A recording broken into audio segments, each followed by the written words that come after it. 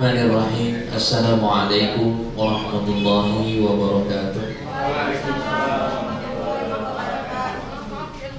Innal hamdalillah nahmaduhu wa nasta'inuhu wa nastaghfiruh wa na'udzu billahi min shururi anfusina wa min sayyiati a'malina. Man yahdihillahu fala mudilla lahu wa man yudlil fala hadiya lahu. Ashhadu an la ilaha illallah wahdahu la syarika lahu wa ashhadu anna sayyidana wa nabiyyana Muhammadan abduhu wa rasuluhu la nabiyya ba'dah. Allahumma fassalli wa sallim wa barik wa 'azzim ala hadzal nabiyil karim wa ala alihi wa sahbihi wa man tabi'ahum bi ihsan ila yaumiddin. Subhanaka la ilma lana illa ma 'allamtana innaka antal alimul hakim wa la haula wa la quwwata illa billahil aliyyil azim. Yang kita hormati segenap jajaran direksi Naratur and Travel, khusus pada Pak Haji Maulana dan segenap karyawan dan rekan-rekan sekalian dirahmati Allah Subhanahu wa taala. Alhamdulillah, di pagi yang penuh berkah ini, di Sayyidil Ayyam kita kembali bertemu dalam kajian mingguan. Tentunya ini menjadi satu momen yang sangat penting untuk kita semua, karena hari Jumat seperti yang kita ketahui adalah merupakan pokoknya hari, Sayyidul Ayyam. Ibarat kereta itu adalah merupakan lokomotifnya, ya. Sebanyak apapun gerbong, ya, kalau nggak ada lokomotif maka tidak akan bisa berjalan, ya. Tapi dengan adanya lokomotif, sepanjang apapun itu yang namanya gerbong akan bisa terbawa. Maka begitu juga dengan hari-hari yang akan kita lewati setelah hari Jumat, maka akan mengikut bagaimana kondisi kita di hari Jumat. Kalau hari Jumatnya baik, insya Allah ke depan Sabtu, Ahad, Senin, Selasa, dan sampai hari Kamis akan menjadi baik, insya Allah. Dan kita bersyukur kepada Allah Subhanahu wa taala. Di NRA ini ada kebiasaan, ya, kajian di hari Jumat mudah-mudahan menjadi pembuka. Allah Subhanahu wa taala terus ditambahkan kepada kita ilmu. Allah Subhanahu wa taala berikan kita keberkahan, baik keberkahan dunia maupun akhirat. Amin ya rabbal alamin.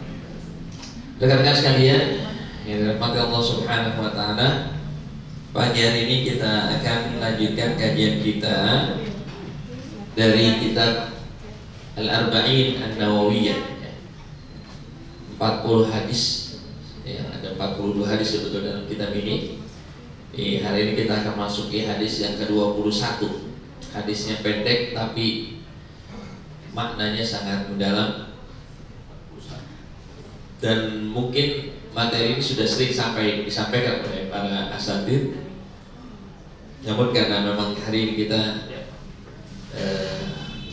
mendapatkan satu hadis, di hari ini akan kita bahas hadis ke-21, maka otomatis kita akan ulangi untuk menguatkan keyakinan kita kepada Allah Subhanahu wa taala dan mahabbah kita kepada baginda Rasulullah sallallahu alaihi wasallam. Bismillahirrahmanirrahim. An Abi Amrah wa qila Abi Amrah Sufyan ibn Abdullah radhiyallahu anhu qala. Diriwayatkan oleh Abi Umrah Sufyan bin Abdullah radhiyallahu anhu, qala, dia berkata, qultu ya Rasulullah. Sahabat Sufyan bin Abdullah ini berkata, wahai Rasulullah, kulli, katakan kepadaku atau beritahu aku, kasih tahu aku, kulli fil islami qaulan, satu perkataan dalam Islam, la as'alu anhu ahadan ghaira, yang aku tidak akan bertanya kepada seorang pun selain kau. Artinya sahabat ini ingin satu perkataan yang singkat tetapi ini bisa dijadikan pegangan dalam kehidupannya. dengan satu kata itu maka cukup sudah. Dia bisa melewati kehidupan dengan baik.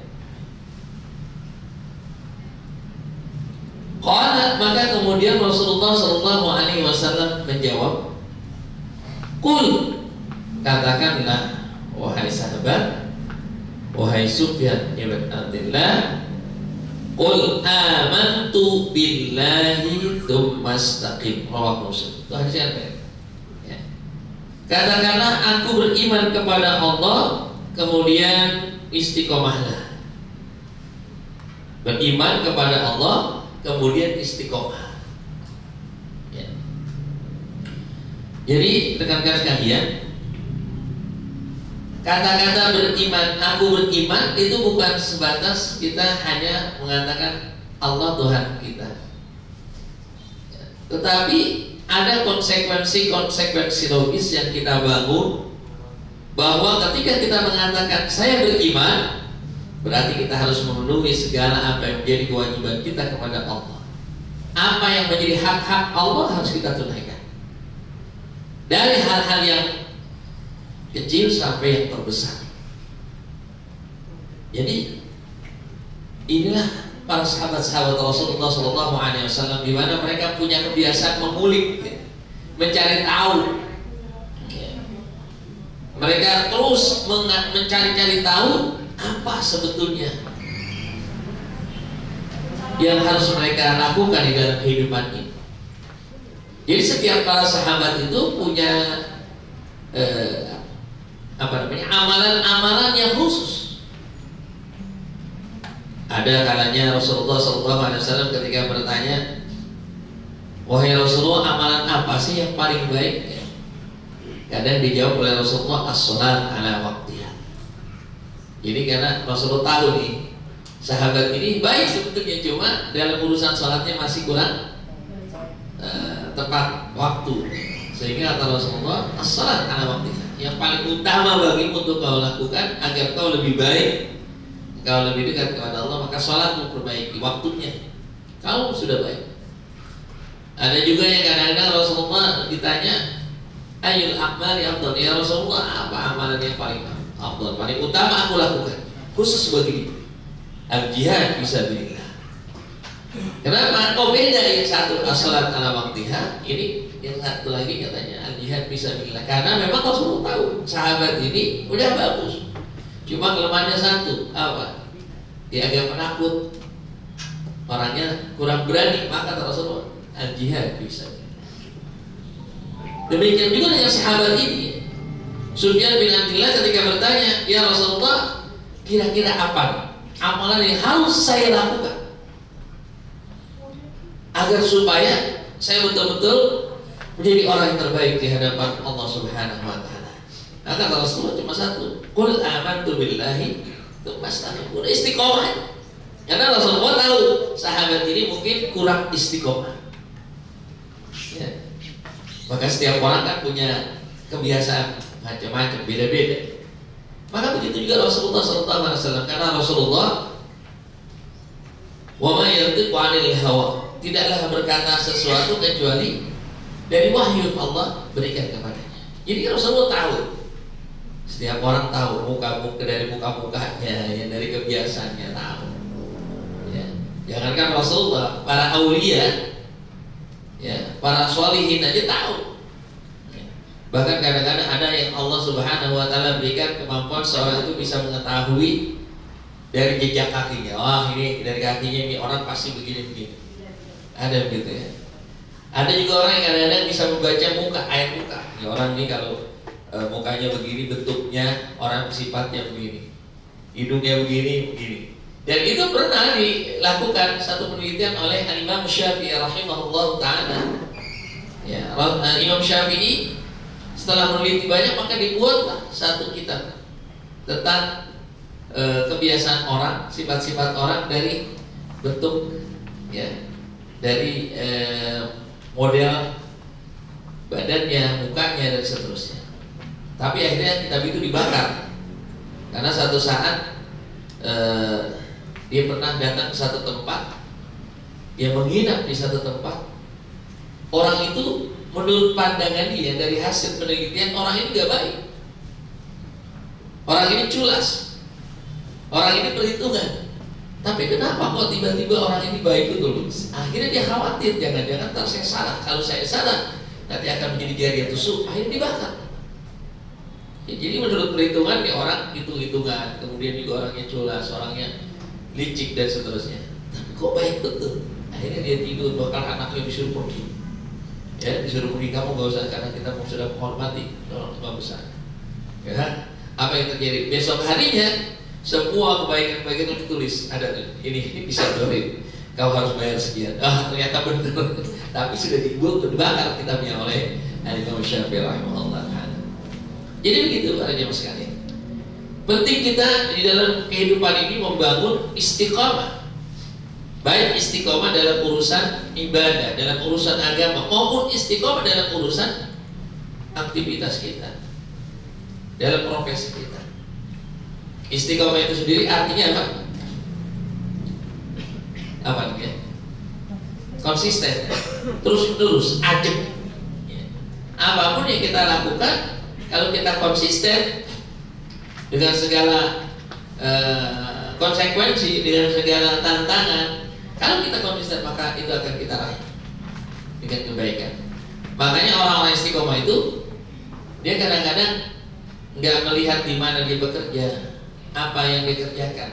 Yang penting dia melakukan sesuatu, ya ajak di satu posisi, nggak peduli dengan apa-apa yang ada di situ. Yang penting dia melakukan sesuatu dengan baik.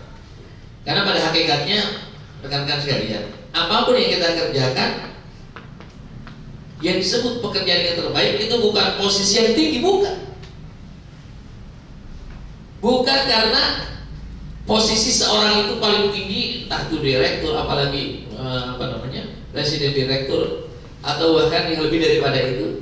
Tidak, justru yang terbaik di hadapan Allah adalah orang-orang yang melakukan sesuatu secara terus-menerus dan dilakukan dengan penuh keikhlasan. Itu.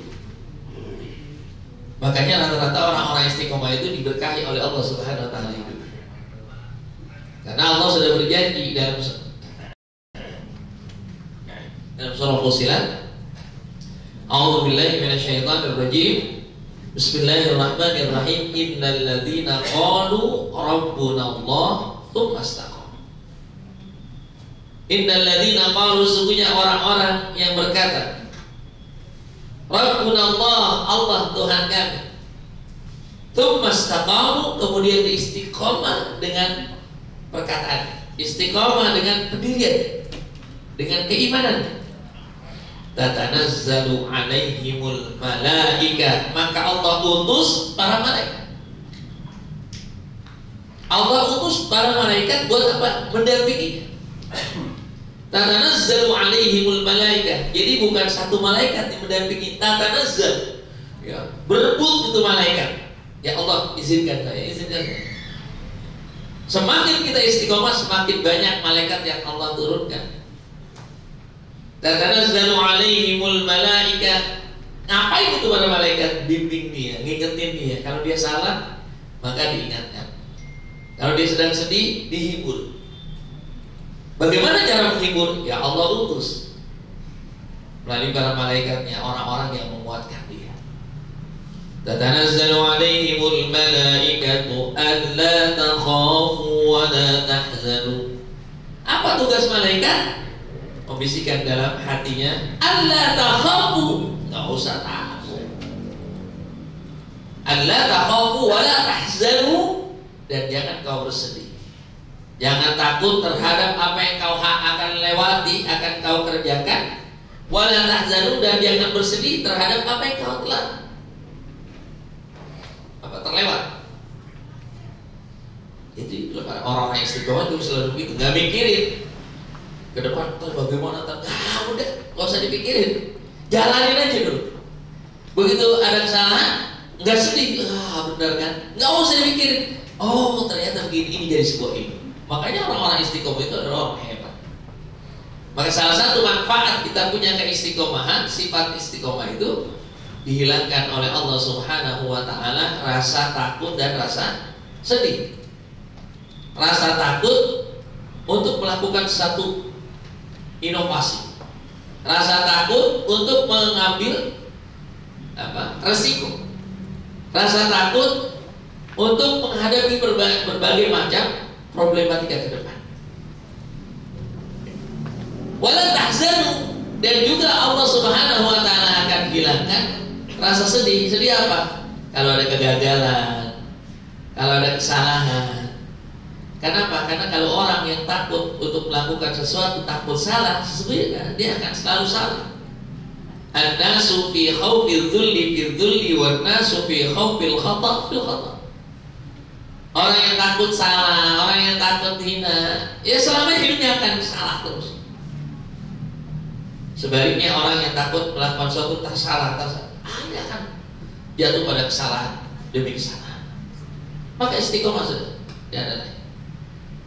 Orang-orang yang sukses dalam urusan agama, mereka akan dipilih oleh Allah menjadi aulia, dan tidak ada yang namanya aulia itu tidak istiqomah. Makanya Rasulullah SAW berikan hiburan kepada kita. Qalilun daimun khairun min katsirin qati'. Sedikit tapi dilakukan secara konsisten, secara ajak, secara terus menerus, ya. Dia tidak peduli dengan apa yang ada di sekitarnya. Yang penting terus. Qalilun daim dilakukan secara terus menerus, secara konsisten. Khairun itu lebih baik min katsirin qati'. Yang dilakukan secara besar-besaran tapi cuma sesekali doang. Contohnya kadang-kadang ada orang yang ketika bersedekah, sedekah sekali doang karena banyak gitu, dianggap udah selesai. Sesungguhnya orang yang bersedekah walaupun 1.000, 2.000, 5.000, ya sampai 100.000, tapi dia terus tiap hari, maka itu akan lebih baik. Kenapa? Karena orang-orang kayak gini disenangi oleh para malaikat, demen sama malaikat itu kalau ada orang-orang yang istiqomah. Jadi kalau lo boleh, malaikat itu berebut dia. Udah saya aja, Allah, saya aja. Tatanazzalu alaihimul malaika, makanya para malaikat itu berebut, bukan hanya satu malaikat yang mendampingi. Alla takhafu wa la tahzanu, untuk membisikkan dalam hati, jangan takut, jangan sedih. Wa abshiru bil jannati allati kuntum tu'adun. Dan mereka diberitakan oleh Allah Subhanahu wa taala, para malaikat itu memberitahu kepada orang itu, tenang, kau akan mendapatkan surganya Allah Subhanahu wa taala. Jadi di dunia mereka bahagia, di akhirat apa? Para aulia Allah, dia mereka akan dipilih. Ini aulia Allah, para kasih. Ya. Wa basyiru bil jannati allati kuntum tu'adun. Tidak berhenti sampai di situ ayatnya. Bagi orang-orang istiqomah, nahnu awliya'ukum fil hayatid dunya. Nahnu awliya'ukum fil hayatid dunya wa fil akhirah. Kami, kata Allah Subhanahu wa taala, artinya kalau udah bahasanya kami, Allah itu satu ya. Maka di situ Allah melibatkan para malaikatnya. Nahnu awliya'ukum fil hayatid dunya. Kami dan para malaikat akan membackup fil hayatid dunya, dalam urusan dunia, wa fil akhirah, dan dalam urusan akhirat. Bentuknya istiqomah. Contohnya kita melaksanakan sholat duha tiap hari. Ketika sholat duha nggak usah banyak-banyak lah, 2 rakaat aja. Walaupun afdalnya ya bisa 8 atau 12. Tapi yang lebih baik itu 1 atau 2 rakaat istiqomah. 1 rakaat kita baca di apa namanya? Di rakaat pertama ba'dal Fatihah berapa kali? 10 kali ayatul kursi. Kemudian 10 kali di rakaat kedua qul huwallahu ahad. Istaujaba ridwanullahil akbar, maka dia akan mendapatkan keridhaan Allah yang besar. Tapi istiqomah ya. Itu 2 rakaat. Rakaat pertama ayatul kursi 10 kali. Di rakaat kedua Ikhlas 10 kali. Istaujaba ridwanullahil akbar, maka dia akan mendapatkan keridhaan Allah yang mahal. Masya Allah. Makanya mudah sekali sebetulnya menikmati hidup itu. Asal kita nggak neko-neko, asal kita nggak ngeliat kiri ngeliat kanan. Yang bikin kita nggak istiqomah kadang-kadang karena kita sering lihat orang. Wah enakan dia, nggak istiqomah. Ya. Ya, contohnya kalau ada ustaz, dia kan memang sudah diberikan oleh Allah Subhanahu Wa Taala kemampuan untuk memberikan ilmu kepada orang. Kalau dia tidak istiqomah, akhirnya tertarik, wah enakan bisnis, dia lari ke bisnis, habis sudah. Bisnisnya nggak jalan, dakwahnya juga hancur. Kan begitu. Maka segala sesuatunya juga harus istiqomah. Dalam berumah tangga pun harus istiqomah. Sampai kapan? Sampai mati kan. Ya gak istiqomah ya sudah hancur di tengah jalan keluarganya, berantakan. Anak-anaknya akhirnya jadi ya, broken home, dan seterusnya. Maka dalam segala urusan pun begitu. Kalau kita tidak ada, kita tidak istiqomah, hancur semua, berantakan. Ya, makanya rekan-rekan sekalian, kita bersyukur sekali lagi ya, dengan segala perbedaan yang kita punya, dengan latar belakang yang berbeda, kemudian juga posisi yang berbeda-beda, walaupun di satu payung yang sama, maka kita jangan pernah melihat dalam urusan dunia itu kepada siapa sampai dan kiri. Udah jalan aja, kerjakan sesuatu yang ada di depan kita dengan yang terbaik. Maka orang-orang istiqomah di samping Allah Subhanahu Wa Taala, jauhkan dia dari rasa sedih, jauhkan dari rasa takut. Allah Subhanahu Wa Taala jadikan orang-orang ini adalah orang-orang yang punya integritas, punya nilai, ya. Punya nilai di hadapan Allah maupun di hadapan manusia. Kenapa? Karena orang istiqomah itu pasti ikhlas melakukan sesuatu. Gak mungkin orang-orang yang tidak ikhlas itu istiqomah, ya. Karena orang-orang ikhlas itu dia melakukan sesuatu bukan dengan pikiran, bukan dengan hanya tenaga, tapi dengan apa? Dengan hati. Lakukan segala sesuatu dengan hati. Kalau sudah hati yang berbicara, maka semua jadi ringan.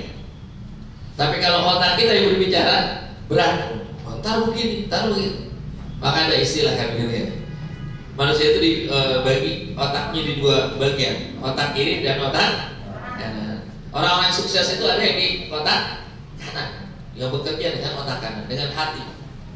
Ya. Tapi orang-orang yang berjalan di tempat rata-rata adalah orang yang bekerja dengan otak kiri. Dia selalu matematik. Kalau begini tak begini dong, kalau begini. Kalau saya keluarin duit saya berarti berkurang. Kalau saya traktir teman saya, ntar duit saya kok kurang. Padahal rekan-rekan sekalian tadi kan kalau kita istiqomah dari hati kecil, membantu teman, bantu siapapun orang, insya Allah.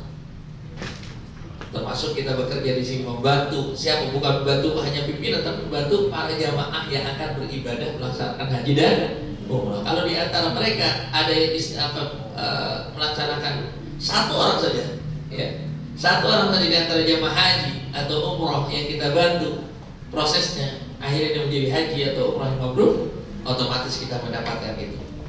Kita dikumpulkan bersama mereka. Kita kan ada pernah tahu ya, walaupun yang sering masuk orang-orang yang komplain kan, gitu apa? Oh ya, ada aja setiap hari komplain dari jamaah masalah makan, masalah hotel, masalah. Tapi kan itu hanya berapa segelintir orang. Banyak di antara mereka yang merasa bersyukur. Kenapa? Karena merasa dilayani dengan baik, ya. Karena merasa nikmat ketika ibadah. Maka itu yang harus kita pikirkan, itu bukan pikirkan, wah enakan dia gajinya gede ya. Selama itu yang kita pikirkan, maka kita tidak akan pernah istiqomah, tidak akan bahagia. Oleh sebab itu rekan-rekan sekalian, sekali lagi, ma tashtahi anfusukum wa lakum fiha ma tad'un. Maka bagi orang-orang istiqomah akan diberikan apa yang menjadi kemauan, apa yang menjadi keinginan, baik di dunia maupun di akhirat. Wa lakum fiha ma tad'un, dan bagi kalian apa yang dijanjikan oleh Allah. Jadi kalau kita ingin meraih sesuatu, maka istiqomah. Kalau kita ingin mudah mendapatkan apa yang kita cita-citakan, maka istiqomah. Makanya tadi pesan Rasul kan cuma satu tuh. Ketika sahabat bertanya, ya Rasul, coba kasih tahu saya